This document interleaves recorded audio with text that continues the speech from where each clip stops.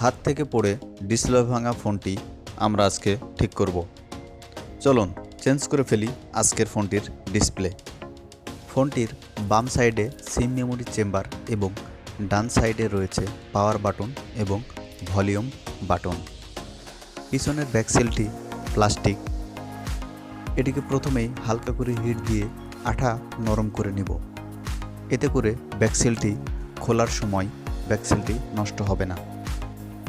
সাবধানে হিট দিয়ে ব্যাকসেলটি খোলার পর ভেতরেই আমরা দেখতে পাবো একটি 3.7 ভোল্টের ব্যাটারি। প্রথমে ভেবেছিলাম এ ধরনের ফোনে হয়তো ব্যাটারিটি ফিক্সড করে লাগানো রয়েছে, কিন্তু খোলার পরে বুঝতে পেরেছি এ ধরনের ফোনে ব্যাটারি ফিক্সড করে লাগানো নেই। একটি সাধারণ বাটন ফোনের মতোই এটির ব্যাটারি লাগানো রয়েছে। ঠিক আস্তে আস্তে আঠা কাটার পর আমরা ব্যাকসেলটি খোলার চেষ্টা করেছি। ব্যাকসেলটি খোলার পর দেখতেই পাচ্ছেন এটির মিডিলের অংশ স্ক্রু দিয়ে লাগানো রয়েছে। সম্পূর্ণ স্ক্রুগুলো খোলার পর আপনারা দেখতে পাবেন ভেতরের পার্টস। সাবধানতার সাথে স্ক্রুগুলো খুলে নিলাম। এবার মিডিলের যে অংশটি ব্যাটারি এবং সার্কিটটিকে চেপে ধরে রেখেছে, এই অংশটুকু আমরা আস্তে আস্তে বাইর করে নিব। প্রথমে চেষ্টা করছিলাম ব্যাটারিটি খোলার, পরে বুঝতে পারলাম ব্যাটারিটি আগে খুলবে না। প্রথমেই এটির বডির অংশটুকু খুলে নিতে হবে, তারপরেই আমরা বাইর করে নিতে পারবো ব্যাটারিটি। খুব আস্তে আস্তেই খোলার চেষ্টা করছি।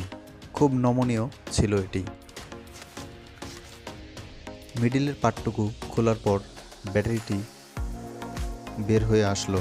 এখন দেখতেই পাচ্ছেন একটি রিবনের মাধ্যমে ওপরের বাটন এবং ডিসপ্লের কানেকশন রয়েছে। ডিসপ্লে বাহির করার জন্য আমাদেরকে সার্কিটের আরও দুটি স্ক্রু খুলে নিতে হবে। এই দুটি স্ক্রু খোলার পর কানেক্টরটি আমরা আলাদা করে দিলাম। কানেক্টরের সাইডে রয়েছে পাওয়ার এবং ভলিউম বাটন রিবন। আবারও সাবধানতার সহিত এটি ধীরে ধীরে সামনের পার্টটি থেকে আলাদা করব। মিডিলের পার্টটুকু বলেছিলাম হাড্ডি রয়েছে। এই মিডিলের পার্টটুকুর হাড্ডিটুকু আমরা দেখব কিভাবে রয়েছে। উপরের অংশটুকু সাধারণভাবেই খুলে গেল। ওপরের বাটনগুলোর সাথে রয়েছে আরও 3টি স্ক্রু। এই 3টি স্ক্রু খোলার পর পেছনের ডিসপ্লের কানেকশনটি বাইর হবে। সাবধানতার সাথে আমরা রিবনটির এই অংশের মাথাটুকু আলাদা করছি। এটি খোলার পর বের হয়ে আসবে আমাদের কাঙ্ক্ষিত ডিসপ্লের কানেকশন। দেখতেই পাচ্ছেন রিবনটি আলাদা করে নিলাম। এখানে রয়েছে 2.8 ইঞ্চির 37 পিন ডিসপ্লে।